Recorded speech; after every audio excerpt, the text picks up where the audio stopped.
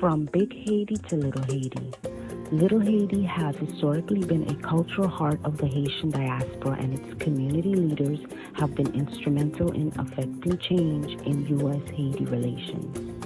The Haitian American community in Miami-Dade is the largest in the United States, reaching at least 100,000 residents by 2000. The country has become home to 41% of Florida's Haitian population, according to the Brookings Institute.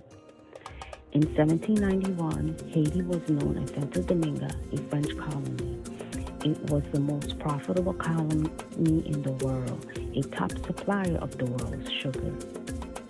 Becoming a republic by 1804, enslaved people made up the majority of the population, and in an unprecedented feat, they rebelled and overthrew their colonizers. By 1825, surrounded by a French flotilla threatening to storm its shores, Haiti was charged 150 million gold francs, more than 10 times the country's annual revenue, to pay back reparations for its own freedom. Though the sum was eventually reduced to 90 million francs, estimated.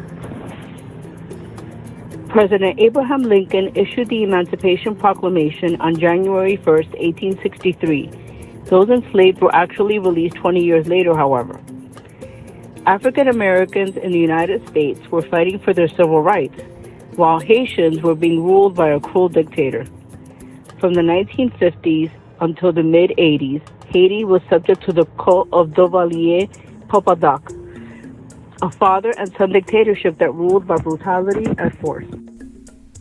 According to researchers, in the early 60s, a small number of Haitians started to leave Haiti, mostly wealthier classes with the resources to travel to the U.S., but they mainly settled in the Northeast United States. It wasn't until the 1970s that the first mass arrival of Haitian refugees fleeing Duvalier's rule landed in South Florida, referred to disparagingly as Haitian boat people at the time, and Little Haiti emerged in Miami. The influx of Haitians reached a high point in 1980 when approximately 25,000 Haitians came to South Florida seeking asylum at the same time as the Mariel boat lift, cocaine cowboys, and Miami riots. Miami was racked with tension throughout the 1970s and 80s. Haitians were constantly the other. The 1990s. In 1990, the Little Haiti marketplace opened and was modeled from the gingerbread architecture of Port-au-Prince.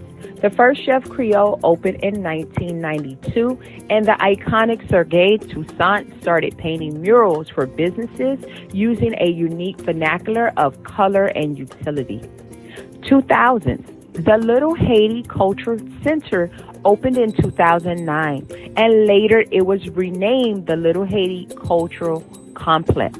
The rise of these cultural venues and events has led to the recent focus on Little Haiti as an arts and entertainment destination.